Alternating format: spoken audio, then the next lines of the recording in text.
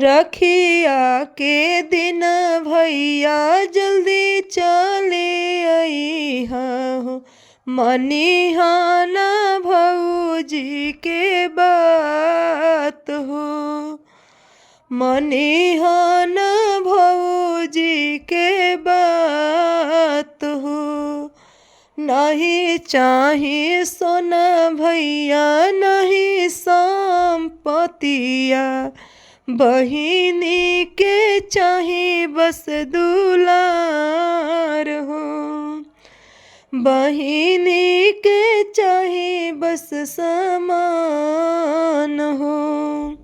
रखिया के दिन भैया जल्दी चले अइहा, मनिहाना भौजी के बात हो, मनिहाना भौजी के बात।